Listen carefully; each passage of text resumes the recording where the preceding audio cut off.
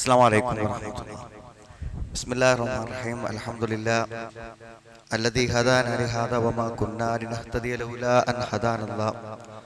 اللهم صل على محمد وعلى آل محمد كما صليت على إبراهيم وعلى آل إبراهيم وبارك على محمد وعلى آل محمد كما باركت على إبراهيم وعلى آل إبراهيم إنك حميد مجيد. أما بعد فإن خير الكلام كلام الله وخير الحديث كتاب الله وخير الهدي هدي محمد صلى الله عليه وسلم وشر الأمور محدثاتها وكل محدثة بدعة وكل بدعة ضلالة. أعوذ بالله من الشيطان الرجيم. بسم الله الرحمن الرحيم. يا أيها الذين آمنوا اتقوا الله حق تقاته ولا تموتن إلا وأنتم مسلمون. إن الذين آمنوا وعملوا الصالحات كانت لهم جنات الفردوس نزلا خالدين فيها لا يبغون عنها حولا. സ്നേഹമുള്ള സഹോദരി സഹോദരന്മാരെ, സത്യവിശ്വാസികളെ സത്യവിശ്വാസിനികളെ, അള്ളാഹുവിനെ സൂക്ഷിച്ച് ജീവിക്കണമെന്ന് എന്നെയും നിങ്ങളെയും ഞാൻ ഓർമ്മപ്പെടുത്തുകയാണ്. വളരെ സന്തോഷത്തിലാണ് നമ്മളെല്ലാവരും ഒരുമിച്ച് കൂടിയിരിക്കുന്നത്.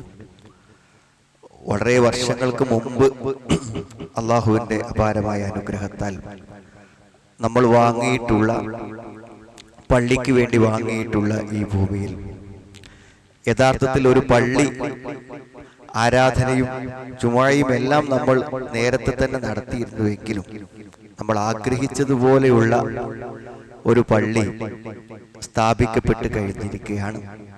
അങ്ങനത്തെ ഒരു റമദാനിലാണ് നമ്മളുള്ളത്. സാധാരണ നമ്മുടെ നാട്ടിലൊക്കെ പള്ളികൾ പണി തീർന്നാൽ റമദാൻ ആകുന്ന സമയത്താണ് അതിൻ്റെ ഉദ്ഘാടനം നടത്താറുള്ളത്.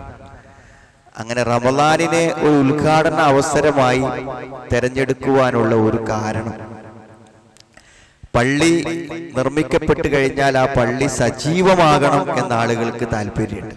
ആളുകൾ വരികയും നിസ്കരിക്കുകയും ക്ലാസ്സുകൾ നടക്കുകയൊക്കെ ചെയ്യുന്ന ഒരു സജീവത പള്ളിക്ക് വേണം. അപ്പൊ ആൾക്കാർക്കൊരു പേടിയാണ്, റമദാനായ എന്തായാലും ഒരു സജീവത ഉണ്ടാവും. അപ്പൊ റമദാനക്കാട് ഉദ്ഘാടനം ചെയ്താൽ പള്ളിന്റെ തുടക്കം ഗംഭീരമാകും എന്ന നിലക്കാണ് സാധാരണഗതിയിൽ ഈ റമദാനിൽ പള്ളി ഉദ്ഘാടനം ചെയ്യാറുള്ളത്. ഏതായിരുന്നാലും ഈ ഒരു റമദാനിൽ വളരെ സജീവമായി നമുക്ക് അള്ളാഹുവിന്റെ അപാരമായ അനുഗ്രഹത്താൽ ഈ പള്ളിയിൽ ഒരുമിച്ച് കൂടുവാനും അവസാനത്തെ 10 ഏറ്റവും പുണ്യകരമായ ദിനരാത്രങ്ങൾ പരമാവധി സമയം പള്ളിയിൽ കഴിച്ചു കൂട്ടാനും നമ്മൾ ഓരോരുത്തരും മനസ്സിൽ വിചാരിച്ചു കഴിഞ്ഞു. ആ നന്മകളെല്ലാം പൂർത്തിയാക്കാൻ അള്ളാഹു നമുക്ക് എല്ലാവർക്കും തൗഫീഖ് പ്രദാനം ചെയ്യുമാറാവട്ടെ. സഹോദരൻ, ഒരു സന്തോഷം മനസ്സിന് ഇവിടെ ലഭിക്കുക എന്നുള്ളത് എങ്ങനെ നമുക്ക് സാധ്യമാകും? നമ്മളെല്ലാവരും മനസ്സിന് സന്തോഷമുണ്ടാകുവാൻ വേണ്ടിയുള്ള ഓട്ടത്തിലാണ്. ഇപ്പൊ എങ്ങനെയാണ് നമ്മുടെ മനസ്സിന് ഒരു സുഖവും സമാധാനവും സന്തോഷവും എങ്ങനെ ലഭിക്കുന്നുള്ളത്? അതിന് ഏറ്റവും ഒന്നാമത് വേണ്ട ഒരു കാര്യം, ഞാൻ കുഴപ്പമില്ലാത്തൊരാളാണ് എൻ്റെ മനസ്സ് എന്നോട് പറയാം. എങ്കിൽ മാത്രമേ നമുക്കൊരു സമാധാനത്തിന് ജീവിക്കാൻ പറ്റൂ. നമ്മൾ എത്ര തന്നെ നമസ്കാരവും നോമ്പും കർമ്മങ്ങളും ആരാധനകളും ഇസ്ലാമിക മര്യാദകളും ഒക്കെ പാലിച്ചാൽ ഒരു സുഖം ഉണ്ടാവില്ല. നിസ്കരിക്കുന്നതിൽ ഒരു സന്തോഷം, നോമ്പ് നോൽക്കുന്നതിൽ ഒരു സന്തോഷം. ഇത് കിട്ടണമെന്നുണ്ടെങ്കിൽ എന്ത് വേണം എന്ന് വെച്ചാൽ നമ്മുടെ മനസ്സ് നമ്മളോട് പറയണം എന്ത്? നമ്മൾ ഈ ദീനിനോട് സത്യസന്ധത പുലർത്തുന്നുണ്ട് എന്ന് മനസ്സ് പറയണം. അങ്ങനെ പറയാൻ കുറച്ച് ബുദ്ധിമുട്ടാണ് നമ്മൾ ജീവിക്കുന്ന ഈ ഒരു കാലഘട്ടത്തിൽ. കാരണം എല്ലാ കാലത്തെയും പോലെ മനുഷ്യൻ തെറ്റ് ചെയ്യാതിരിക്കുന്നത് എന്തുകൊണ്ടാന്ന് വിചാരിച്ചാൽ അത് മറ്റുള്ളവർ കാണും വിചാരിച്ചിട്ടാണ്. മിക്കവാറും ആളുകൾ തെറ്റായ കാര്യങ്ങളിൽ നിന്ന് വിട്ടു നിൽക്കാനുള്ള കാര്യം മറ്റുള്ളവർ കാണും വിചാരിച്ചിട്ടാണ്. അപ്പൊ നമ്മുടെ മാനം പോവും, അപമാനിതരാകും, ആളുകൾ നമ്മളെ തെറ്റിദ്ധരിക്കും എന്നൊക്കെ വിചാരിച്ചിട്ടാണ്. എന്നാൽ ഇന്ന് യഥാർത്ഥത്തിൽ ഈ തെറ്റ് ചെയ്യാൻ ആളുകൾക്ക് വളരെ സ്വകാര്യമായി പറ്റും. അതാണ് ഇന്നത്തെ ഒരു പ്രത്യേകത. ആരും കാണാതെ നമുക്ക് എന്ത് തമ്മാടിത്തവും ചെയ്യുവാനുള്ള സാഹചര്യം ഇന്ന് നമുക്കുണ്ട്. അതെങ്ങനെ സാധിക്കുന്നു എന്ന് ചോദിച്ചാൽ നമ്മുടെ ഫോണ് കൊണ്ട് നമുക്ക് പറ്റും. ഒരു ഫോണ് കയ്യിലുണ്ടെങ്കിൽ ആ ഫോൺ ഉപയോഗിച്ചിട്ട് എന്ത് വേണ്ടാത്തരങ്ങളും മനുഷ്യന് ചെയ്യാൻ പറ്റുന്ന ഒരവസ്ഥ ഇന്നുണ്ട്. അതുകൊണ്ട് തന്നെ എന്താന്ന് ചോദിച്ചാൽ നമ്മൾ ഒരിക്കലും വിചാരിക്കാത്ത ആളുകൾ പോലും നമ്മൾ ഒരിക്കലും സങ്കല്പിക്കാൻ പറ്റാത്ത അത്ര വലിയ തോന്നിവാസങ്ങളിലാണ് ജീവിച്ചുകൊണ്ടിരിക്കുന്നത്. ഇതെങ്ങനെ ഞാൻ നിങ്ങളോട് പറയുന്നു എന്ന് ചോദിച്ചാൽ, ജീവിതത്തിൽ പല വിഷമങ്ങളും ബുദ്ധിമുട്ടുകളൊക്കെ ഉണ്ടാവുമ്പോൾ ആളുകള് സാധാരണ അതിനെന്തെങ്കിലും ഒരു മറുപടിയോ ഒരു പരിഹാരമോ അന്വേഷിച്ചുകൊണ്ട് ആളുകൾ ഫോണിൽ വിളിക്കും. അപ്പൊ അങ്ങനെ വിളിക്കുന്ന പ്രത്യേകിച്ച് നമ്മുടെ റേഡിയോയിലൊക്കെ വിളിക്കുന്നതിൽ ഭൂരിപക്ഷവും സ്ത്രീകളാണ്. അപ്പൊ അങ്ങനെ വിളിക്കുമ്പോൾ അവർക്കൊക്കെ പറയാനുള്ള സങ്കടങ്ങളിൽ ഏറ്റവും പ്രധാനം എന്താന്ന് വെച്ചാൽ, ഭർത്താവിന് എന്തോ ചില വേണ്ടാത്ത ബന്ധങ്ങളുണ്ട്, ചില അവിഹിതങ്ങളുണ്ട് എന്നൊക്കെയാണ്. ഒരു പക്ഷെ 10, 30, 40 കൊല്ലൊന്നും ഇങ്ങനത്തെ ഒരു വേണ്ടാവൃത്തികളിലും പെടാതെ ജീവിച്ചവർ പോലും ഇപ്പൊ അതിലൊക്കെ പെട്ടുപോകുന്നുണ്ട്. എനിക്ക് തോന്നുന്നത് ഏറ്റവും അധാർമികമായ ജീവിതം നയിക്കുന്നവരായി ഇന്ന് കേൾക്കുന്നത് ചെറുപ്പക്കാരല്ല, അല്ലെങ്കിൽ ഈ ടീനേജ് പ്രായത്തിലുള്ളവരല്ല. 50 വയസ്സ് കഴിഞ്ഞ, 55 വയസ്സ് കഴിഞ്ഞ, 60 വയസ്സ് കഴിഞ്ഞ ആളുകളെ പറ്റിയൊക്കെയാണ് ഇപ്പൊ ഇത്തരത്തിലുള്ള ആക്ഷേപങ്ങളും പരാതികളും അധികമായി വന്നുകൊണ്ടിരിക്കുന്നത്. അപ്പൊ എന്താന്ന് വെച്ചാൽ, എന്ത് രഹസ്യമായി എന്ത് വേണ്ടാത്തരങ്ങളും ചെയ്യാൻ പറ്റുന്ന ഒരവസ്ഥ ഇന്ന് യഥാർത്ഥത്തിൽ എല്ലാവർക്കും വന്നു ചേർന്നിരിക്കുന്നു എന്നുള്ളതാണ്. എന്നാൽ നമ്മൾ ഓരോരുത്തരും ചിന്തിക്കേണ്ട ഒരു കാര്യം, ഇങ്ങനത്തെ വേണ്ടാവൃത്തികളിലേക്ക് നമ്മുടെ മനസ്സോ കണ്ണോ ശരീരമോ ഒക്കെ പോയി കഴിഞ്ഞാൽ നമുക്കൊരു സുഖം കിട്ടില്ല. നമ്മുടെ മനസ്സിന് ഒരു സമാധാനം കിട്ടില്ല. ഞാന് ഇങ്ങനെയൊക്കെ ജീവിച്ചു പോയാൽ എൻ്റെ അവസ്ഥ എന്താകും, എൻ്റെ ഭാവി എന്താകും, എൻ്റെ മരണം എന്താകും, എൻ്റെ ഖബർ എന്താകും, എൻ്റെ പരലോകം എന്താകും, ഇത് ചിന്തിക്കാതെ ഒരിക്കലും നമുക്ക് മുന്നോട്ട് പോകാൻ പറ്റൂല. അതെന്താണ് സുഹൃത്തുക്കളെ, നമ്മൾ അറിയാതെ നമ്മുടെ ഉള്ളിൽ അതിശക്തമായൊരു വിശ്വാസം വേരൂന്നിയിട്ടുണ്ട്. നമുക്കറിയാം സ്വർഗമുണ്ട്, നരകമുണ്ട്, പരലോകമുണ്ട് എന്നൊക്കെ നമുക്കറിയും. നമ്മളിപ്പോ അത് ഇല്ല എന്നുള്ള രൂപത്തിൽ നമ്മൾ ജീവിക്കാൻ ശ്രമിച്ചാൽ പോലും നമ്മുടെ മനസ്സ് നമ്മളെ സമ്മതിക്കും. അപ്പൊ എനിക്ക് തോന്നിയത് എന്താന്ന് വെച്ചാൽ, സത്യം പറയുകയാണെങ്കിൽ ഈ ഈമാനും വിശ്വാസവും ദീനും ഒന്നും ഇല്ലാത്ത ആളുകൾ അനുഭവിക്കുന്ന സുഖവും സമാധാനം പോലും ഇന്ന് പലപ്പോഴും ദീനുണ്ട് എന്ന് പറയുന്ന ആളുകൾക്ക് ഇല്ല. എന്തറിയാം, ദീനില്ലാതെ ജീവിക്കുന്ന ആൾക്കാരെ സംബന്ധിച്ചിടത്തോളം ഓരോ അങ്ങനെയൊന്നും ചിന്തിക്കണില്ല, സ്വർഗത്തെ കുറിച്ചും നരകത്തെ കുറിച്ചൊന്നും ചിന്തിക്കണില്ല. അവിടെ അവർക്ക് അങ്ങനെ ജീവിച്ചു പോകാം. ഒരു മനസ്സാക്ഷിക്കുത്തും ഒരു കുറ്റബോധം ഒന്നും അവർക്ക് ഉണ്ടാവില്ല. നമ്മളിതൊക്കെ ഉണ്ട് എന്ന് വിചാരിച്ചിട്ട് ജീവിക്കുമ്പോ എന്താണെന്നറിയോ, നമുക്ക് ഭയങ്കരമായ മനപ്രയാസവും മനോദുഃഖവും ഉണ്ടാവും. അതുകൊണ്ട് എനിക്ക് തോന്നുന്ന, ഇവിടെ ഞാൻ വരുമ്പോ പ്രസംഗിച്ചത് പോലെ ഏറ്റവും വലിയ സമാധാനവും സന്തോഷവും കിട്ടുക ദീനോണ്ടാണെങ്കിൽ ഇന്ന് തീരെ സമാധാനവും സന്തോഷവും ഇല്ലാത്ത ദീന്റെ ആൾക്കാർക്ക്. അതെന്താ വെച്ചാൽ, ഇതൊക്കെ ഉണ്ട് എന്ന് അറിഞ്ഞുകൊണ്ട് ഇതൊക്കെ ചെയ്യണത്. ഇല്ലാന്ന് വിചാരിച്ച് ചെയ്യണവർക്ക് എന്ത് ചെയ്യാം, അവർക്കൊരു ഒന്നും പേടിക്കാനല്ലോ, ഇല്ലല്ലോ. സ്വർഗമല്ല, നരകമല്ല, പരലോകമല്ല എന്ന് വിചാരിക്കണവര് എന്ത് തോന്നിയാസം ചെയ്യുമ്പോഴും യാതൊരു കുറ്റബോധത്തിന്റെ ആവശ്യമില്ല. ഇതൊക്കെ ഉണ്ട് എന്ന് വിശ്വസിക്കുന്നവരെ സംബന്ധിച്ചിടത്തോളം ഈ അവസ്ഥ തുടർന്നാൽ സുഹൃത്തുക്കൾ ഒരു സമാധാന സുഖം കിട്ടൂല. നമുക്കിപ്പോ അത് മാത്രമേ പ്രശ്നമുള്ളൂ. നമ്മുടെയൊക്കെ സ്വന്തം സ്വകാര്യ ജീവിതങ്ങളിൽ എത്രത്തോളം നാം നല്ലവരായി ജീവിക്കുന്നു എന്നതിനെ കുറിച്ചാണ് നമ്മൾ ചിന്തിക്കേണ്ടത്. ഇനിയിപ്പോ അങ്ങനെ ഇല്ലാതിരിക്കുമ്പോൾ, അങ്ങനെ നമ്മൾ ദീന്റെ കാര്യങ്ങൾ പാലിക്കാതെ നമ്മൾ മുന്നോട്ട് പോകുമ്പോൾ ഉണ്ടാകുന്ന കുറെ ദുരന്തങ്ങളുണ്ട്. എന്നോട് ഇപ്പൊ അടുത്തൊരു സഹോദരി പറഞ്ഞു, കുറെ പരീക്ഷണങ്ങൾ വന്ന ഒരാളാണ്, വളരെ വലിയ രോഗങ്ങളും ബുദ്ധിമുട്ടുകളും മക്കൾക്കും മരുമക്കൾക്കും ഒക്കെ പ്രശ്നങ്ങൾ വന്നു. അപ്പൊ ഭർത്താവ് പൊതുവെ ഒരു കഴിവൊന്നും ഇല്ലാത്ത ഒരാളാണ്. അപ്പൊ ഇവരെന്നെയാണ് എല്ലാ കാര്യങ്ങളും നിർവഹിച്ചു കൊണ്ടിരിക്കുന്നത്. അപ്പൊ അവരെന്നോട് പറഞ്ഞതെന്ന് വെച്ചാൽ, ഈ കാലം വരെയും ഞാൻ നിരാശപ്പെട്ടിട്ടില്ല. ഞാൻ ഒരിക്കലും എന്തില്ല നിരാശപ്പെട്ടില്ല. കാരണം ഞാൻ എന്തെങ്കിലും ഇടങ്ങേറ് വരും, അപ്പൊ ഞാൻ അള്ളാഹുവോട് ചോദിക്കും, അള്ളാഹ് എനിക്ക് തരും. പക്ഷെ ഇപ്പൊ കുറച്ചു കാലമായിട്ട് ഞാൻ ചോദിക്കുന്നതൊന്നും എനിക്ക് പടച്ചവൻ തരാത്ത പോലെ തോന്നുന്നു. അപ്പൊ എനിക്ക് പേടിയും. കാരണം പ്രാർത്ഥിച്ചിട്ട് കിട്ടാത്തൊരവസ്ഥ ഉണ്ടായാൽ പിന്നെ എനിക്കൊരു ധൈര്യവും എനിക്ക് ജീവിക്കാനില്ല എന്നാണ് അവർ പറയുന്നത്. അപ്പൊ എന്നോട് ചോദിക്കണം കാര്യം, പ്രാർത്ഥിച്ചാൽ ഉത്തരം കിട്ടാതിരിക്കുവാനുള്ള കാരണങ്ങൾ എന്തൊക്കെയാണ്?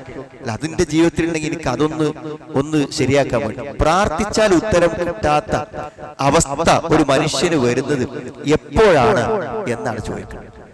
അപ്പൊ ഞാനതിന്റെ കാര്യങ്ങളൊക്കെ പറഞ്ഞു കൊടുത്തു. അപ്പൊ എനിക്ക് ആ ചോദ്യത്തിൽ മനസ്സിലാവുന്ന ഒരു കാര്യം, നമ്മളൊക്കെ സംബന്ധിച്ചിടത്തോളം നമുക്ക് എന്തെങ്കിലും ബുദ്ധിമുട്ടോ പ്രയാസങ്ങളോ ഉണ്ടായാൽ അള്ളാഹുവോട് പറയാമല്ലോ എന്ന ഒരു പ്രതീക്ഷയാണ് നമ്മുടെ എല്ലാവരുടെയും ജീവിതത്തിലുള്ളത്.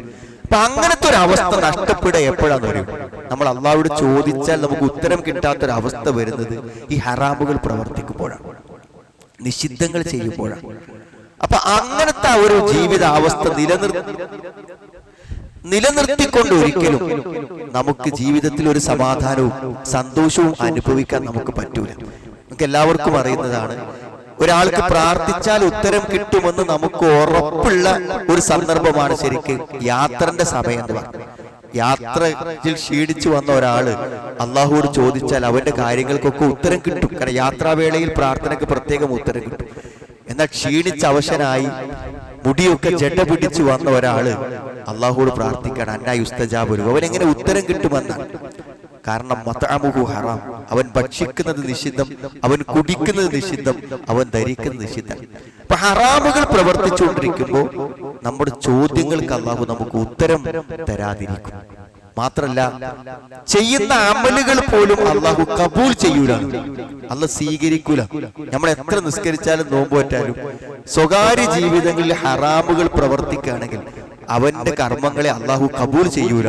അതാണ് നബി സല്ലല്ലാഹു അലൈഹി വസല്ലം പറഞ്ഞത്, വെളുത്ത തിഹാമ പർവ്വതം എന്ന് പറഞ്ഞാൽ തന്നെ നമ്മൾ കാണും, പിന്നെ അത് വെളുത്തതും കൂടി ആവുമ്പോൾ എത്ര ദൂരൊന്നും കാണൂല.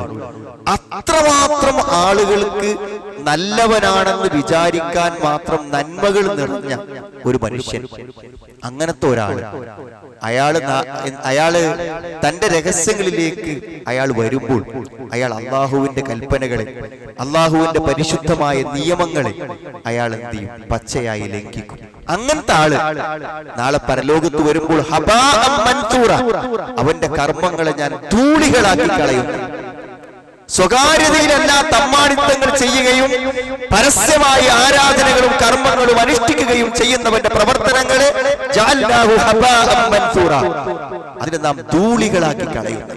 അപ്പൊ സുഹൃത്തുക്കളെ, ചെയ്തിന്റെ കൂലിട്ടോലോ എന്ന് വിചാരിക്കരുത്, ചെയ്തതിന്റെ കൂലി കിട്ടുമെന്ന് വിചാരിക്കരുത്. സ്വകാര്യതകൾ ഹറാമുകളുമായി മുന്നോട്ട് പോയാൽ ചെയ്തതിന്റെ കൂലി ഒന്നും ഉണ്ടാവില്ല. അതിനൊക്കെ അള്ളാഹു എന്ത് ചെയ്യും? ധൂളികളാക്കി ഒരു പ്രതിഫലവുമില്ലാത്ത പ്രവർത്തനങ്ങളാക്കി കളയുന്നു. അപ്പൊ ആദ്യം നമ്മളിൽ ഉണ്ടാവേണ്ട കാര്യം, റമളാനിനെ കുറിച്ച് പറയുമ്പോഴാണ് ഞാൻ പറഞ്ഞത്, ഒരു 10-20 ദിവസം കഴിഞ്ഞു, ഇനി ഒരു 10 ദിവസം ബാക്കിയാവും. ഞാൻ എന്നോടും നിങ്ങളോടും ചോദിക്കുന്ന ഏറ്റവും അടിസ്ഥാനപരമായ കാര്യം, തെറ്റാണെന്ന് നമുക്ക് ബോധ്യമുള്ള നമ്മുടെ രഹസ്യ ജീവിതത്തിൽ നമ്മൾ പ്രവർത്തിക്കുന്ന തെറ്റുകളെ മാറ്റി നിർത്താൻ കഴിയും. അത് മാറിക്കഴിഞ്ഞു, അതെന്റെ ജീവിതത്തിൽ നിന്നും ഇല്ലാതായി കഴിഞ്ഞു എന്ന ഒരു ഉറപ്പ് യഥാർത്ഥത്തിൽ നമ്മളെ സംബന്ധിച്ചിടത്തോളം നമുക്ക് കിട്ടുന്നുണ്ടോ എന്നതാണ് നമ്മൾ ആദ്യം ചിന്തിക്കേണ്ട ഒരു കാര്യം. അതില്ലെങ്കിൽ പിന്നെ ഇവിടുന്ന് അങ്ങോട്ടൊന്നും പറഞ്ഞിട്ട് കാര്യമില്ല. അതിനൊരു തീരുമാനമായില്ലെങ്കിൽ അങ്ങോട്ട് പറഞ്ഞിട്ട് കാര്യമില്ല. ഞാനിത് പ്രത്യേകം പറയാൻ കാരണം എന്താ വെച്ചാൽ, ആൾക്കാർ റമളാനിൽ ഈ പറഞ്ഞ കാര്യങ്ങളൊക്കെ മാറ്റി നിർത്തും. മിക്കവാറും ആളുകൾ ഇതിന്നൊക്കെ മാറി നിൽക്കും. എത്രമാത്രം എന്ന് വെച്ചാൽ, നമ്മുടെയൊക്കെ അനുഭവത്തിൽ എല്ലാ ദിവസവും ലഹരി ഉപയോഗിക്കുന്നവർ പോലും ഒരു മാസം കംപ്ലീറ്റ് ലഹരി തൊടാതെ ജീവിക്കുന്നത് റമളാനിൽ നമ്മുടെയൊക്കെ അനുഭവത്തിലുണ്ട്. ഇപ്പൊ നമ്മൾ വിചാരിക്കുന്നതൊന്നും ഇവർക്ക് ഇത് ഉപേക്ഷിക്കാൻ കഴിയൂല, പക്ഷെ റമളാനിൽ അത് പൂർണ്ണമായും ഉപേക്ഷിച്ച് ജീവിക്കുന്നവരെ നമുക്കറിയാം. അപ്പൊ മിക്കവാറും നമ്മളിലുള്ള എല്ലാ തിന്മകളും ഇപ്പോൾ റെസ്റ്റിലാണ്. പക്ഷെ എന്താ സംഭവിക്കുന്നതെന്ന് ചോദിച്ചാൽ, ഈ തിന്മകളൊന്നും സമ്പൂർണമായി നമ്മളിന്ന് പോകുന്നുണ്ടോ ഒരു റമളാനോട് കൂടെ എന്ന് നമ്മൾ ആത്മപരിശോധന. ഇത് ഇനി പരിശോധിച്ചിരിക്കുക എന്താ, നമ്മൾ മരിക്കുമ്പോ ഈ തിന്മയും കൊണ്ടേ നമ്മൾ പോകും എന്നത് മാറുക. ഇതിപ്പോ ആരെങ്കിലും നമ്മൾ വിചാരിക്കാതെ ഈ തെറ്റുകളൊക്കെ നമ്മൾ പോകുന്ന ഒരു കാലമുണ്ടാവും. നമ്മൾ വിചാരിക്കാതെ അത് പോകും. എന്തുകൊണ്ടാണ് അത് റമളാൻ കൊണ്ട് പോകാത്തത് എന്ന് ഞാൻ പറയാം. നമ്മളൊക്കെ ചെറുപ്പത്തില് ഈ കാരണവന്മാര് പള്ളിയിൽ നോമ്പ് തുറക്കാൻ വേണ്ടി വരും. അന്ന് ഈ പള്ളിക്ക് വെച്ച് നോമ്പ് തുറക്കൽ വളരെ കുറവാണ്. വളരെ അപൂർവം കുറച്ച് ആൾക്കാരുണ്ടാവും ആ മഗ്‌രിബിന്റെ സമയത്ത് നോമ്പിൽ. മഗ്‌രിബിന്റെ ജമാഅത്ത് പറഞ്ഞാൽ 1-2 ആളെയൊക്കെ വെച്ചിട്ടാണ് ഞങ്ങളൊക്കെ നാട്ടിൽ ഞങ്ങളൊക്കെ കുട്ടികളാവുമ്പോൾ ഉണ്ടാവും. കാരണം പള്ളിക്ക് നോമ്പ് തുറന്നിട്ട് പള്ളിക്കൊക്കെ ഓടിയാൽ മിക്കവാറും എത്തൂല. പിന്നെ നോമ്പ് തുറന്ന ഒരാൾ ജമാഅത്തിന് പോകണമെന്നൊന്നുമില്ല, അത്ര വലിയൊരു നിർബന്ധമൊന്നും വന്നില്ല. അപ്പൊ ഏതെങ്കിലുമൊക്കെ കാരണവന്മാരുണ്ടാവും. എന്റെ മനസ്സിൽ ഇപ്പോഴും തങ്ങി നിൽക്കുന്നത് ആ കാരണവന്മാരൊക്കെ എന്താ അറിയും, ഒരു പള്ളിക്ക് വന്ന് ഒരു ഗ്ലാസ് വെള്ളം കുടിച്ചു കഴിഞ്ഞാൽ പിന്നെ ഒരു ബീഡിയിലേക്ക് ചെയ്യും. ബീഡിയാണല്ലോ, ആ ബീഡി വലിച്ചു കഴിഞ്ഞിട്ടാണ് ഒരു സെഫ്ക്ക് വരുള്ളൂ. ഞാൻ പറഞ്ഞ അയാളുടെ ബീഡി വലി എന്തെങ്കിലും മാറും. അയാള് നോമ്പ് തുറക്കാൻ കാത്തിക്കണത് എന്തിനാച്ചാൽ ഒരു ബീഡി വലിക്കാനാണ്, അതിനാണ് കാത്തു നിൽക്കുന്നത്. ഇതന്നെയാണ് നമ്മളെയൊക്കെ സ്ഥിതി എന്ന് പറഞ്ഞാൽ നമുക്ക് 100% തെറ്റാന്ന് ഉറപ്പുള്ള പല കാര്യങ്ങളും എന്ത് ചെയ്യാണ് അറിയോ, റമളാൻ വരെ ആൾക്കാർ മാറ്റിവെക്കും. ഇനി 10 ദിവസം ഉള്ളൂല്ലോ എന്നാണ് പറയുന്നത്. ഇനി 10 ദിവസം കൂടി കഴിഞ്ഞാൽ അതൊക്കെ തുടങ്ങാന്നാണ് നമ്മളെ മനസ്സ് നമ്മളോട് പറയുന്നത്. ഞാൻ പറഞ്ഞു ഒരിക്കലും സുഹൃത്തുക്കള് ഒരു മാറ്റം ഒരു ചേഞ്ചും റമളാൻ നമ്മളിൽ ഉണ്ടാക്കുന്നില്ല എന്നതാണ് ഏറ്റവും ശരി. അതുകൊണ്ട് എനിക്കിങ്ങോട്ട് പറയാനുള്ളത്, നമ്മൾ വെറുതെ പ്രസംഗിക്കാനോ ക്ലാസ് എടുക്കാനോ അല്ലെങ്കിൽ അതിങ്ങനെ കേട്ട് ആസ്വദിക്കാനോ ഒന്നും വന്നതല്ല. ഞാൻ പറഞ്ഞത് നമ്മൾ ഒറ്റ കാര്യം ചെയ്യട്ടോ, എവിടെയാണോ നമ്മുടെ ഉള്ളിൽ പിഴവ് പറ്റിയത് അത് നമ്മൾ തിരുത്താതെ നമുക്ക് ഈ ദീനിന്റെ ഒരു ഗുണവും കിട്ടും, ഒരു ഗുണം കിട്ടും. നബിയോട് ചോദിച്ചു എന്താണ് പുണ്യം, എന്താണ് പാപം? പുണ്യം പറയാൻ നബി സല്ലല്ലാഹു അലൈഹി വസല്ലം ഒറ്റ വാചകം ഉപയോഗിച്ചു. പുണ്യം എന്ന് പറഞ്ഞാൽ എന്താ അറിയാം, അൽ ബിർറു ഹുസ്നുൽ ഖുലുഖ്, നല്ല സ്വഭാവം. വളരെ വളരെ ചുരുങ്ങിയ നിർവചനമാണ് ഇത് നല്ല സ്വഭാവം. എല്ലാം ചെയ്തിട്ടും ഒരാൾക്ക് നല്ല സ്വഭാവം ഉണ്ടാവണില്ലേ, അയാളിൽ ദീനില്ല, അയാളൊരു പുണ്യവാനല്ല. എല്ലാ വക്തിലും നിസ്കരിക്കാണ്ടാവും, എല്ലാ കർമ്മങ്ങളും ചെയ്യും, വളരെ ചിട്ടയാണ്, പക്ഷെ പെരുമാറാൻ പറ്റില്ല. ഒരു മനുഷ്യനും ഇഷ്ടമല്ല, ഒരാളും അടുത്ത് ചെല്ലില്ല, അയാളിൽ പുണ്യമില്ല. നല്ല നിലക്ക് പെരുമാറാൻ ഒരാൾക്ക് അറിയുമെങ്കിൽ തീർച്ചയായും അവനിൽ നന്മയുണ്ട്. അൽ ബിർറു ഹുസ്നുൽ ഖുൽഖ്. അവിടെ നബി പറഞ്ഞു ഏറ്റവും മോശപ്പെട്ട ഒരാള് ആരാണ്, ഏറ്റവും നല്ല ആളാരാണ്, ഖിയാറുക്കും ഖിയാറുക്കും നിസായിക്കും. സ്വന്തം ഭാര്യയോട് ഡീസന്റായി മര്യാദക്ക് പെരുമാറാൻ പറ്റുക നല്ല മനുഷ്യനാണ്. തന്റെ ഭാര്യയോട് നല്ല നിലക്ക് പെരുമാറാൻ കഴിയുമെങ്കിൽ അവൻ നല്ല മനുഷ്യനാണെന്ന് പറഞ്ഞു. തെറ്റിനെന്താ നബി നിർവചനം, ഇസ്മിന് എന്താണ് നബി സല്ലല്ലാഹു അലൈഹി വസല്ലം നിർവചനം പറഞ്ഞത്? എന്താണ് ഇസ്മ എന്ന് പറഞ്ഞത്? മഹാക ഫീ സുദരിക വകരിഹത അൻ യത്തലി അലൈഹി നാസ്. മഹാക ഫീ സുദരിക, നമ്മൾ നല്ല മനസ്സിലാക്കണം. മഹാക ഫീ സുദരിക, നിന്റെ മനസ്സിൽ ചൊറിച്ചിലുണ്ടാക്കുന്നു, മനസ്സിന് അസ്വസ്ഥതയുണ്ടാക്കാതെ ഒരു തെറ്റും മനുഷ്യന് ചെയ്യാൻ പറ്റും. നമ്മൾ എന്ത് തെറ്റ് ചെയ്യുന്നുണ്ടോ നമ്മുടെ മനസ്സിൽ എന്ത് ചെയ്യും, ആ അസ്വസ്ഥതയും അസമാധാനവും നമുക്കുണ്ടാകും. ജനങ്ങൾ കാണാൻ ഇഷ്ടപ്പെടാത്ത, മറ്റുള്ളവർ കണ്ടാൽ നമ്മൾ അപമാനമായി കാണുന്ന, ആളുകൾ കാണാതെ ചെയ്യണമെന്ന് ആഗ്രഹിക്കുന്ന മനസ്സിന് ചൊറിച്ചിലുണ്ടാകും. അപ്പം ഈ മനസ്സിലെ ചൊറിച്ചിലുമായി ജീവിക്കുമ്പോൾ എന്ത് സമാധാനമാണ് സുഹൃത്തുക്കളെ കിട്ടുക? ഒരു സമാധാനം കിട്ടും. അതുകൊണ്ട് നമ്മളൊക്കെ തീരുമാനം വലിയൊരു നഷ്ടമുള്ള കാര്യങ്ങളാണ്. നമ്മളെ സംബന്ധിച്ചിടത്തോളം അത്തരം തെറ്റുകളിൽ നിന്ന് വിട്ടു നിൽക്കണോണ്ട് ഒന്നും സംഭവിക്കാനില്ല.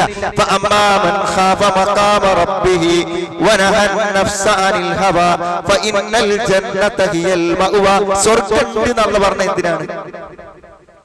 അള്ളാനെ ഭയപ്പെട്ടിട്ട് തന്റെ മനസ്സിന്റെ ദേഹേച്ഛകളെ തടുത്തു വെക്കും.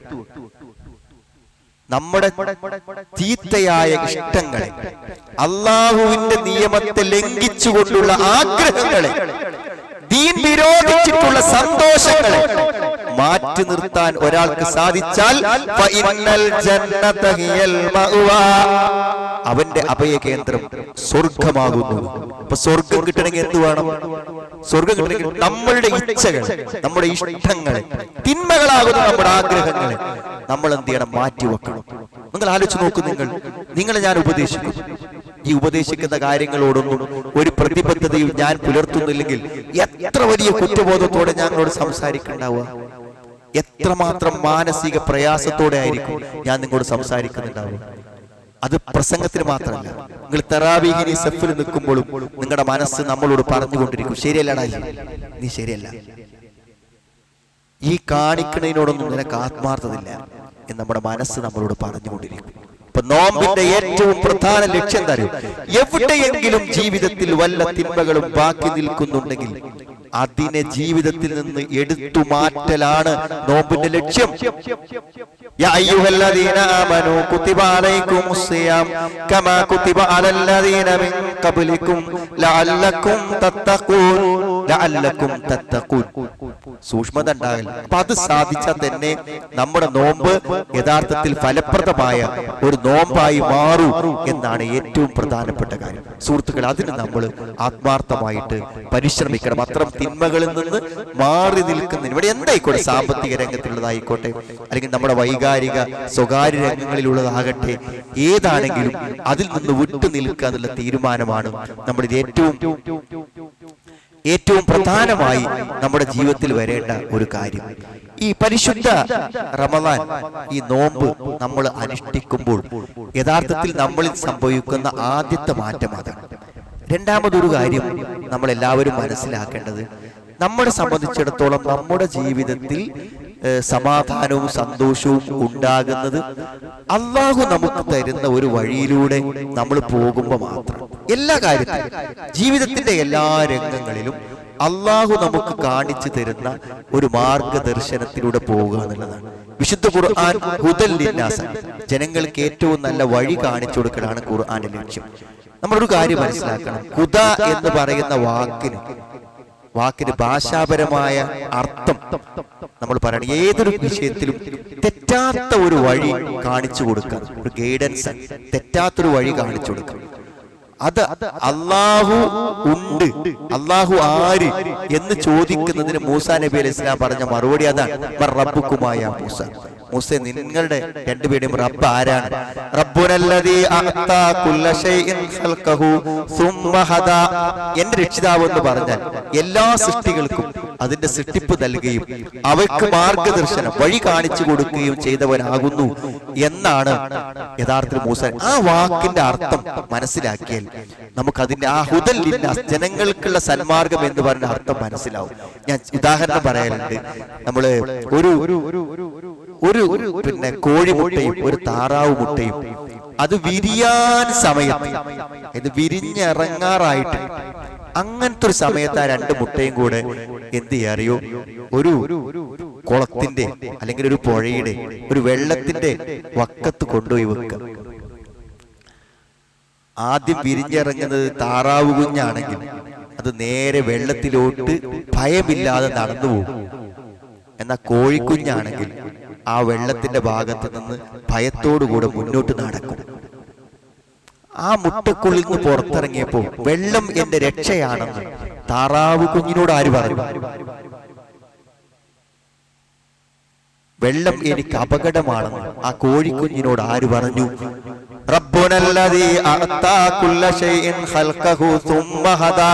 എന്റെ രക്ഷിതാവ് എന്ന് പറഞ്ഞാൽ എല്ലാ സൃഷ്ടികൾക്കും ആ സൃഷ്ടിപ്പ് നൽകുകയും എന്നിട്ട് അതിന് വഴി കാണിച്ചു. എന്താ വഴി? ജീവിതത്തിൽ അപകടം സംഭവിക്കാത്ത വഴി, ജീവിതത്തിൽ രക്ഷയുടെ വഴി, എവിടെ നിന്ന് ഭക്ഷണം കഴിക്കും, എങ്ങനെ സുരക്ഷിതമാകും, എങ്ങനെ സഞ്ചരിക്കും, എല്ലാറ്റിനുമുള്ള മാർഗനിർദ്ദേശങ്ങൾ ഓരോ ജീവജാലങ്ങൾക്കും അള്ളാഹു നൽകിയിട്ടുണ്ട്. അതിന് അള്ളാഹ് ഹുദ എന്ന പറഞ്ഞു. അതേപോലെ തന്നെയാണ് സുഹൃത്തുക്കളെ, നമ്മൾ ഇവിടെ മരിക്കുന്നത് വരെ ഇടങ്ങേറും ബുദ്ധിമുട്ടും കൂടാതെ ജീവിക്കാനാണ് അള്ളാഹു നമുക്ക് ഈ ഹുദ തന്നത്.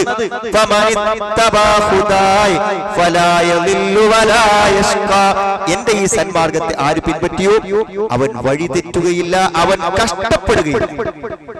അള്ള പറഞ്ഞ ദീനനുസരിച്ച് ഒരാൾ പോയാൽ അവൻ വഴി തെറ്റുകയില്ല, അവൻ കഷ്ടപ്പെടുകയില്ല. അപ്പൊ നമ്മള് ദീനനുസരിച്ച്, ഖുർആൻ അനുസരിച്ച്, ഹദീസ് അനുസരിച്ച്, നമ്മൾ കേൾക്കുന്ന കാര്യങ്ങൾക്കനുസരിച്ച് നമ്മുടെ വ്യക്തി ജീവിതമായാലും കുടുംബജീവിതമായാലും എല്ലാ ജീവിതത്തെയും അതനുസരിച്ച് നമ്മൾ ക്രമീകരിച്ചാൽ നമുക്ക് ബുദ്ധിമുട്ടില്ലാതെ ജീവിക്കാൻ പറ്റും. ഇപ്പൊ എവിടെയെങ്കിലുമൊക്കെ നമ്മൾ വല്ല ഇടങ്ങേറിലും പോയി പെടുന്നുണ്ടെങ്കിൽ അത് അള്ള കാണിച്ചെന്നൊരു വഴിയിലൂടെ അല്ല നമ്മൾ പോയത് എന്നുള്ളത്. അതല്ലാതെ പോകുമ്പോൾ നമ്മൾ എന്ത് ചെയ്യും? അപകടങ്ങളിലേക്ക് വരും. ഈ കഴിഞ്ഞ ഒരു തറാവീഹിന് ശേഷം കുറച്ചൊരു പ്രായമായിട്ടുള്ള ഒരു സ്ത്രീ, ഞാൻ തറാവീഹ് കഴിഞ്ഞ് പള്ളിയിൽ നിന്ന് ഇറങ്ങി വരുമ്പോൾ അവരെന്നെ തെരഞ്ഞു വന്നു. എന്നോട് പറഞ്ഞു, ഒരു പറഞ്ഞിട്ട് പരിഹാരം ഉണ്ടെന്ന് വിചാരിച്ചിട്ടല്ല, നല്ലൊരു വിഷമം പറയുമ്പോൾ ഒരു സമാധാനമല്ലോ. അപ്പൊ അവര് മക്കളൊക്കെ എന്ന് പറഞ്ഞാൽ വലിയ ഉദ്യോഗസ്ഥന്മാർ, പെൺകുട്ടികളെ കല്യാണം കഴിച്ചവരൊക്കെ വളരെ ഉയർന്ന ഉദ്യോഗസ്ഥന്മാർ. ഉദ്യോഗം ഞാൻ പറയാത്ത ആളുകളെ മനസ്സിലായി പോണ്ടല്ലോ വിചാരിച്ചിട്ട്. ഏതായിരുന്നാലും അവർക്ക് ഒന്നേ പറയാനുള്ളൂ, മക്കളെയൊക്കെ വളരെ ഉയർന്ന് നിലവാരത്തിൽ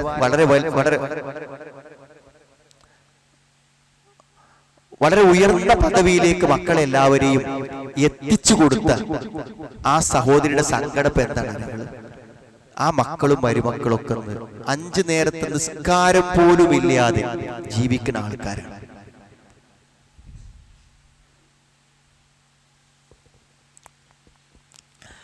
അഞ്ചു നേരത്തെ ഒരു നമസ്കാരം പോലും ഇല്ല ജീവിതം. അപ്പൊ ആ സഹോദരി ഇവരൊക്കെ ഇങ്ങനെ ആയി കിട്ടാൻ, ഒരു കുട്ടി ജനിച്ചത് മുതൽ ആ കുട്ടി ഡോക്ടറേറ്റ് എടുക്കുമ്പോഴും എന്ത് പദവിയിലേക്ക് പോകും, അതൊക്കെ ഉമ്മാ കയ്യിൽ ഭയങ്കരമായ ഒരു ത്യാഗം. അങ്ങനെ ഈ മക്കളെ മുഴുവനും വിവാഹം കഴിപ്പിച്ച് അവരെ വളർത്തിക്കൊണ്ടു വന്നിട്ട് ഇപ്പോ അവരാലോചിക്കുന്നത് എന്ത് എനിക്കിതുകൊണ്ടൊക്കെ ഒരു പ്രയോജനം കിട്ടിയെന്ന്. കാരണം 5 നേരത്തെ നിസ്കാരം പോലും ആ മക്കളിൽ ഇപ്പല്ല.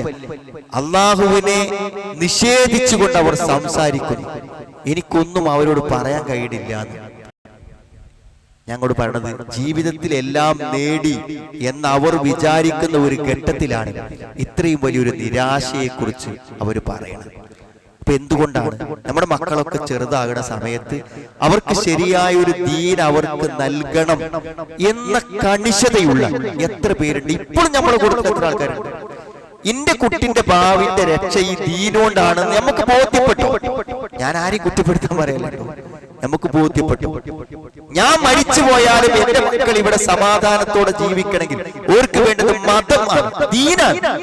അവൻ ഡോക്ടർ ആയില്ലെങ്കിലും എഞ്ചിനീയർ ആയി ഒന്നും ആയില്ലെങ്കിലും അവന്റെ ഉള്ളിൽ അള്ളാഹുവിനെ കുറിച്ചുള്ള ഒരു ബോധവും ഖുർആനെ കുറിച്ചുള്ള ഒരു കാഴ്ചപ്പാടും എന്റെ മക്കൾ രക്ഷപ്പെട്ടു പോകും. എന്തുകൊണ്ട്?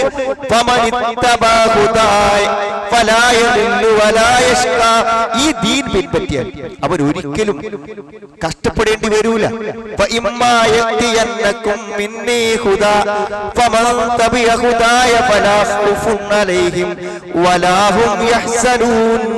ദുഃഖമില്ല, വിഷമല്ല. അള്ളാഹ് കാണിച്ചെന്ന ഈ സന്മാർഗം പിൻപറ്റിയാൽ എന്ന് പറയുമ്പോൾ നമ്മുടെ ജീവിതത്തിന്റെയും നമ്മുടെ മക്കളുടെ ജീവിതത്തിന്റെയും ഒക്കെ സുരക്ഷ ഈ ദീന് കൊണ്ടാണെന്ന് നമുക്ക് ഉള്ളുകൊണ്ട് ബോധ്യമാണ്.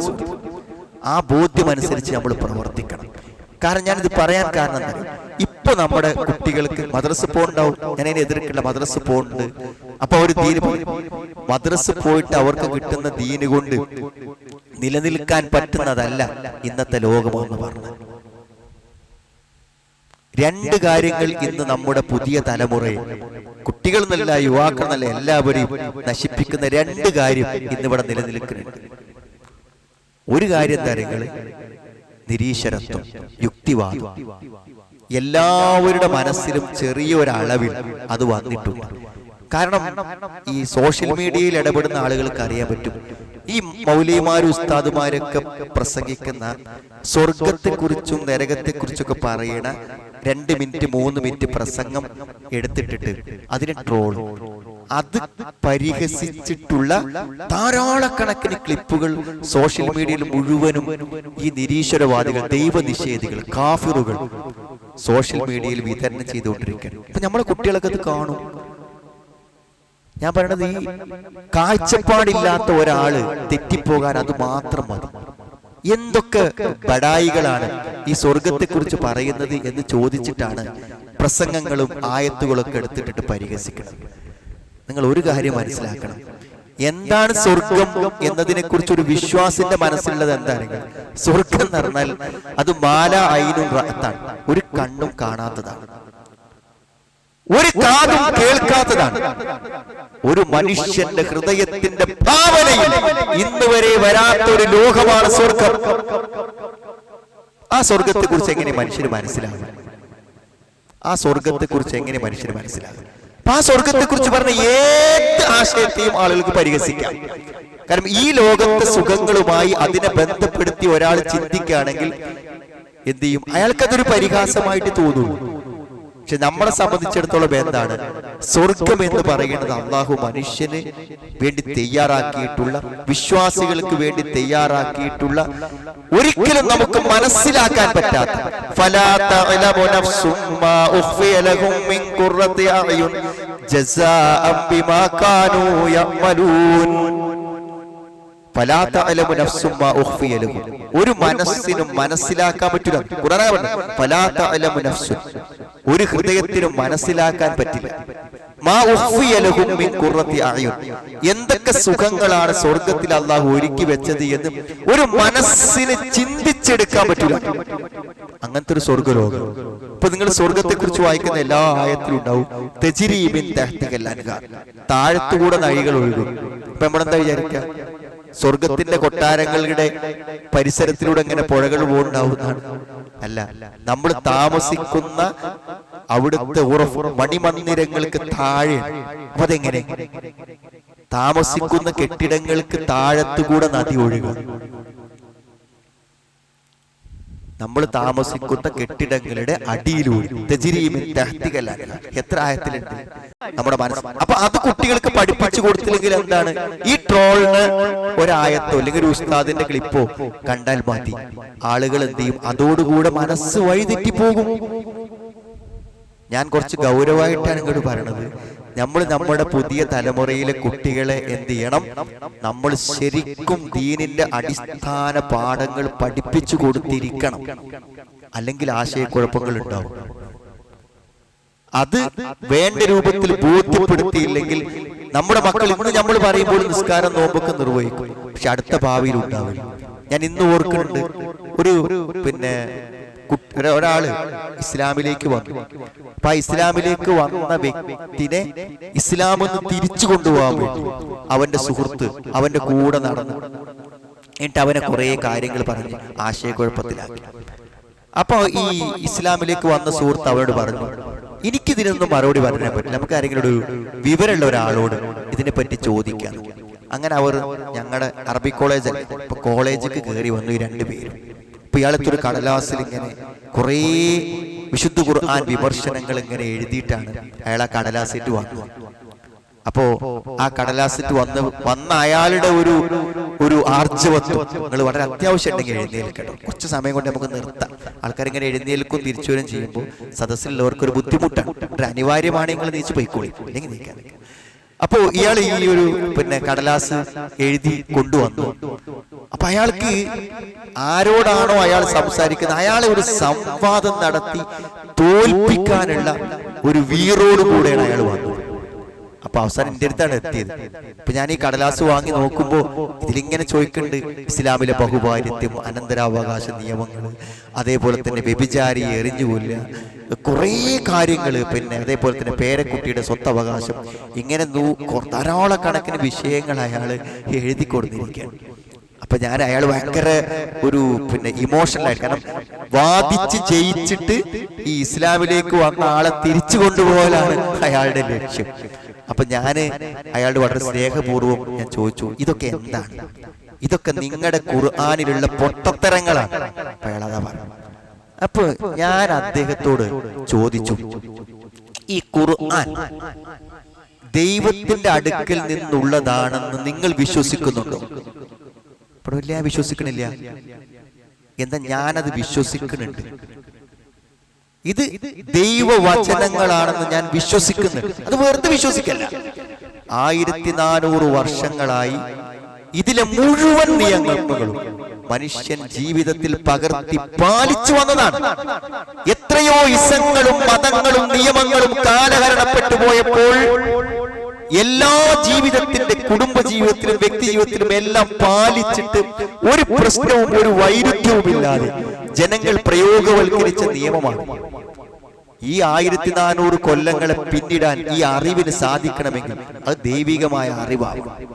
മാത്രല്ല, ഇതിലൊരു വചനത്തിന് തത്തുല്യമായ ഒരു വചനം ലോകത്തെ അറബി ഭാഷയിൽ അഗ്രഗണ്യന്മാർ ജീവിച്ചിട്ടും ഒരു വാചകം ഇതുവരെ ആരും കൊടുത്തിട്ടില്ല. അവിടെ ഞങ്ങൾ വിശ്വസിക്കുന്നുണ്ട് ഇത് സത്യമാണെന്ന്, ഇത് ദൈവവചനമാണെന്ന് വിശ്വസിക്കുന്നുണ്ട്. അതാണോ അല്ലേ എന്നതിനെ കുറിച്ച് സംസാരിക്കാൻ നിങ്ങൾ റെഡിയാണെങ്കിൽ നമുക്ക് സംസാരിക്കാം.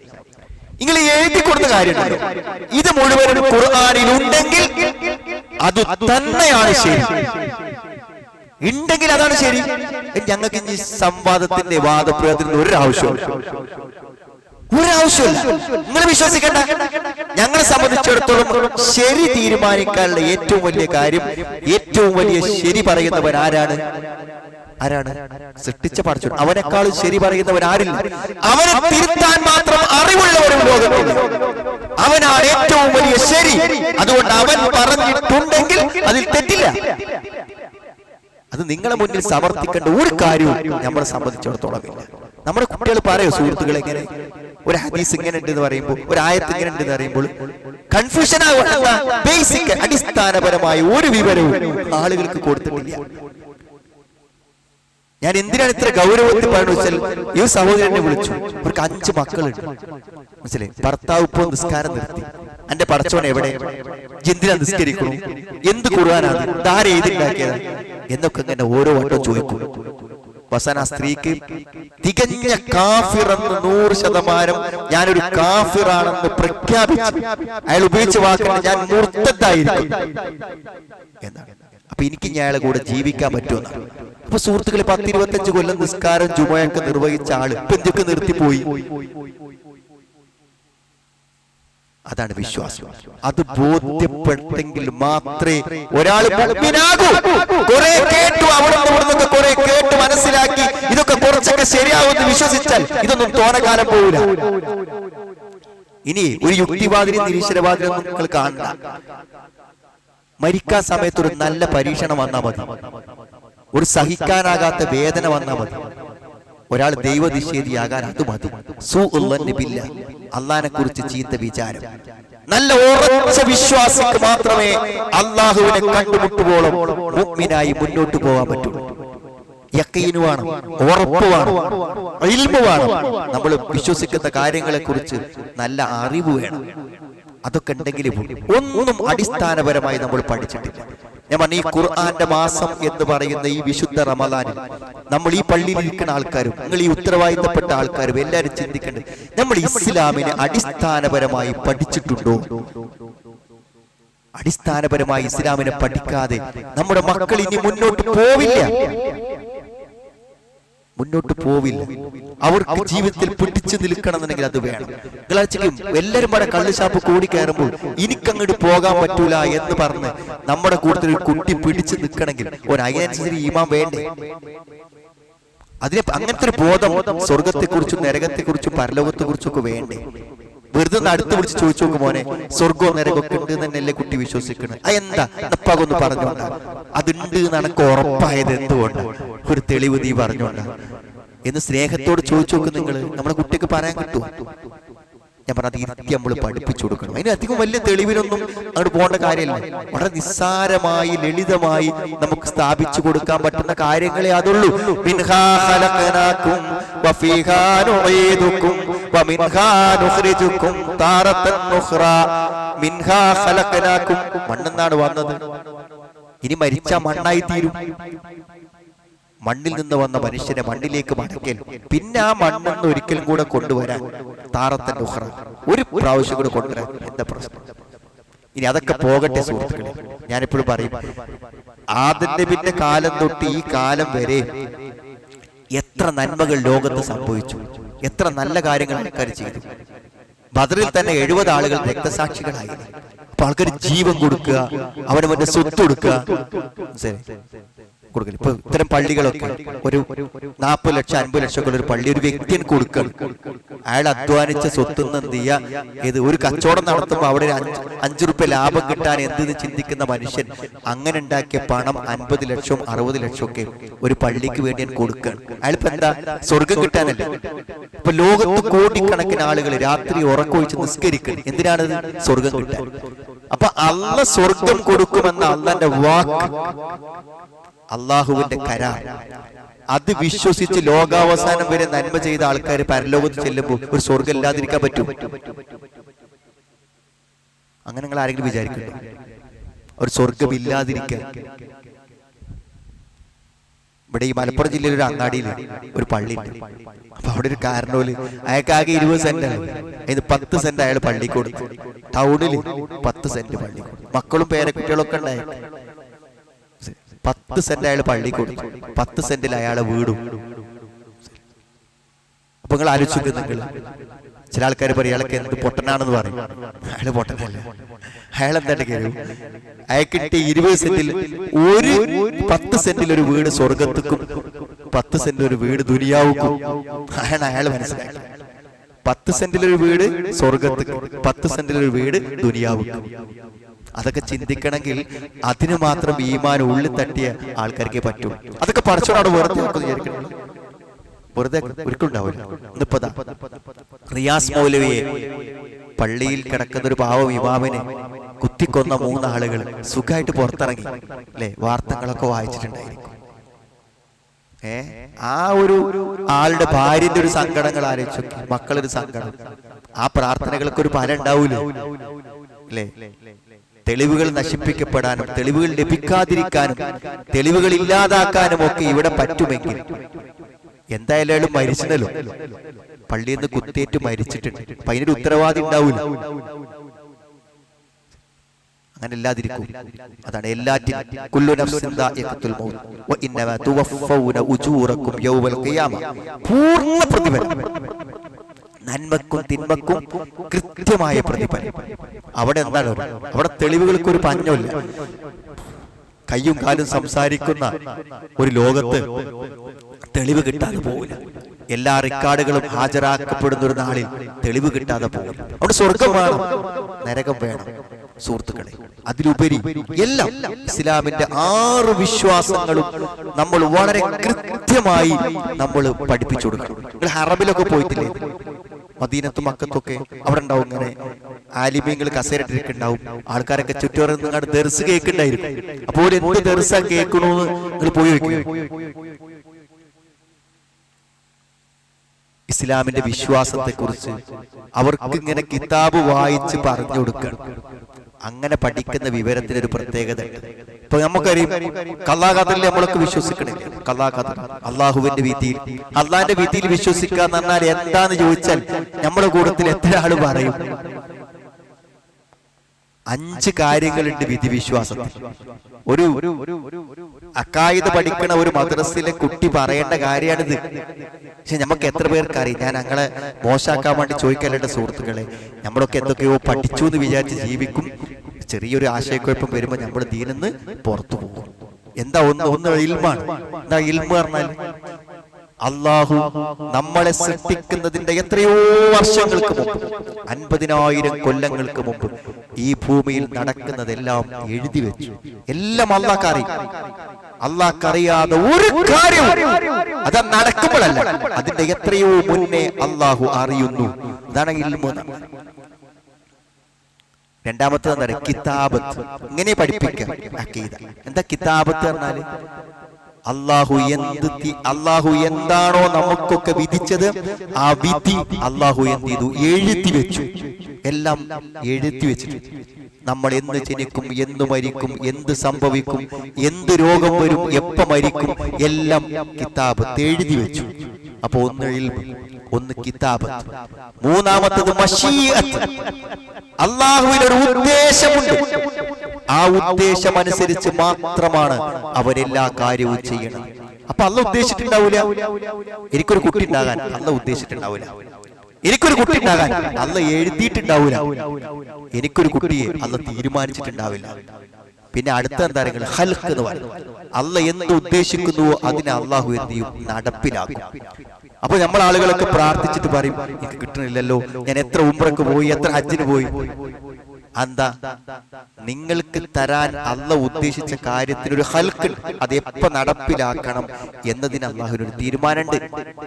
ആ സമയത്ത് മാത്രമേ നിങ്ങൾക്ക് അത് കിട്ടൂ. ഇതൊക്കെ വിശ്വസിക്കുന്ന ഒരാൾക്ക് ഖലാ ഖദറിൽ വിശ്വസിക്കാൻ പറ്റും.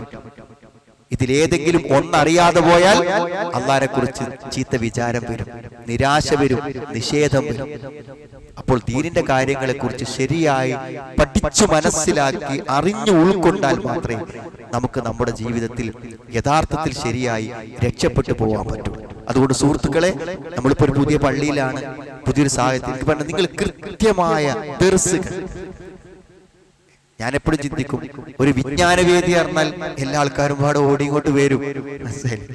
ലേണിംഗ് ക്ലാസ് അറിയുമ്പോഴും ഒരു മുസാഫൊക്കെ എടുത്ത് നോട്ടീസൊക്കെ എടുത്ത് വരാൻ കുറച്ച് ആൾക്കാരൊക്കെ റെഡിയാവും.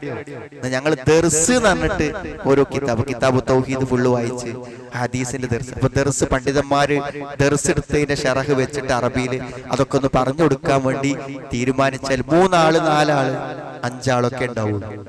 അപ്പോൾ ആധികാരികമായ ഒരു കാര്യം പഠിക്കാനുള്ള ഒരു മനസ്സ്, അതൊക്കെ നമുക്ക് ഇവിടെ ഇൻഷാ അല്ലാഹ് നടക്കണം. നമ്മളൊരു പള്ളി ഉണ്ടാക്കണത് എന്തിനാന്ന് വെച്ചാൽ അപ്പുറത്ത് പള്ളി ഇല്ലാഞ്ഞിട്ടല്ല, അവിടെ ജുമാ അടക്കാഞ്ഞിട്ടല്ല, അവിടെ തറാവീഹ് ഇല്ലാഞ്ഞിട്ടല്ല. നമുക്കിതൊക്കെ ഒന്ന് ശരിക്ക് ചെയ്യണം. അല്ലാഹു റസൂൽ പറഞ്ഞ പോലെ ചെയ്യണം എന്ന ആഗ്രഹത്തിൽ നിന്നല്ലേ നമ്മൾ ഇതൊക്കെ ഉണ്ടാക്കിയിട്ടുള്ളത്. അപ്പൊ ആ നിലക്ക് ആധികാരികമായ പഠനം. ഖുർആൻ പഠിക്കുന്ന, ഖുർആൻ ഇറങ്ങിയ ഒരു മാസമാണ്. ആ ഖുർആന്റെ വിജ്ഞാനങ്ങളെ യഥാവിധി സ്വീകരിക്കും എന്നൊരു പ്രതിജ്ഞ.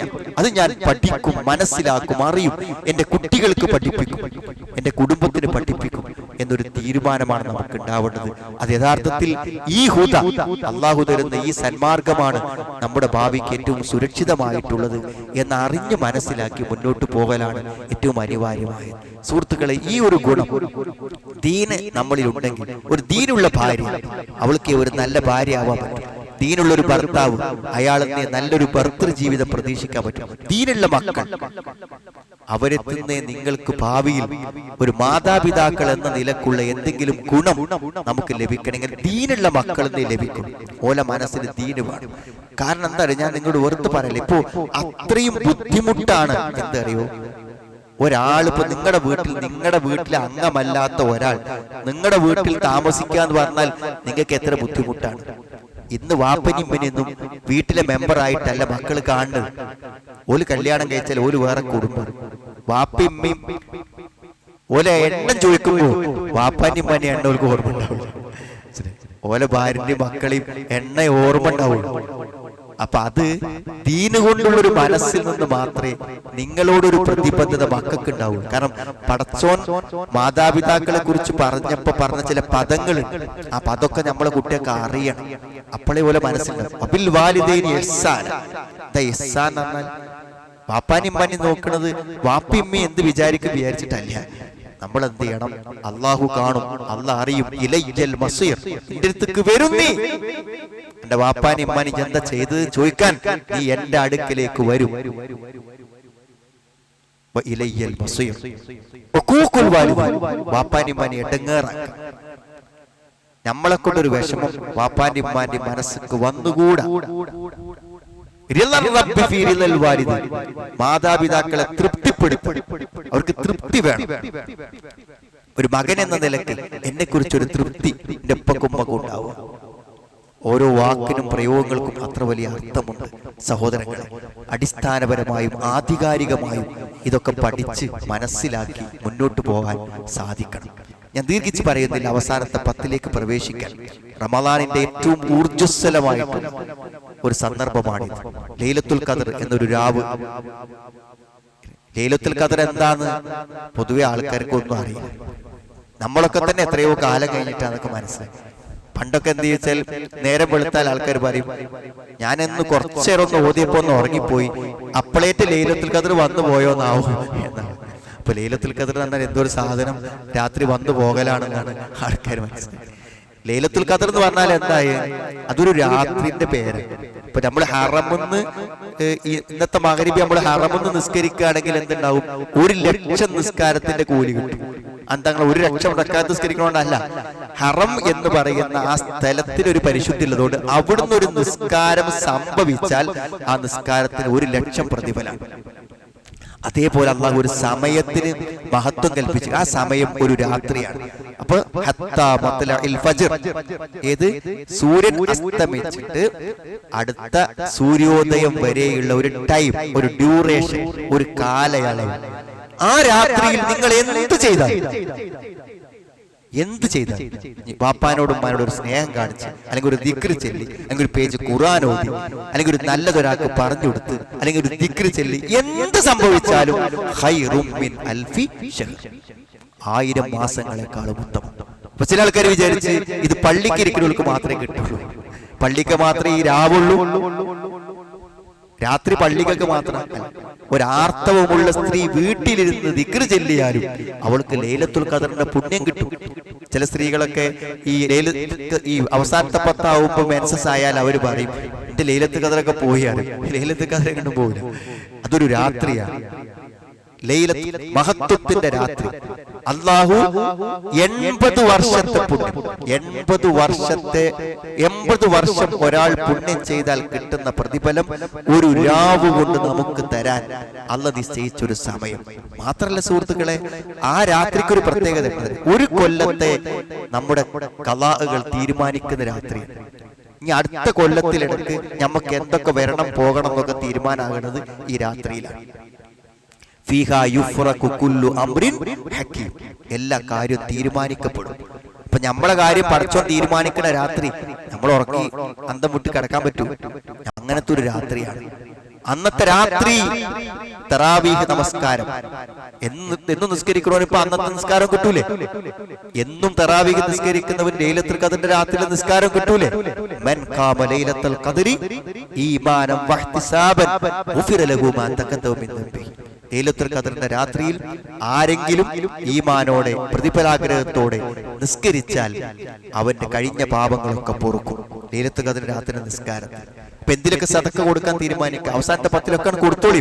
എല്ലാ രാത്രിയിലും 1000 500 ഒക്കെ എന്തിനും നല്ല കാര്യങ്ങൾ അങ്ങനെ കൊടുത്തോളി.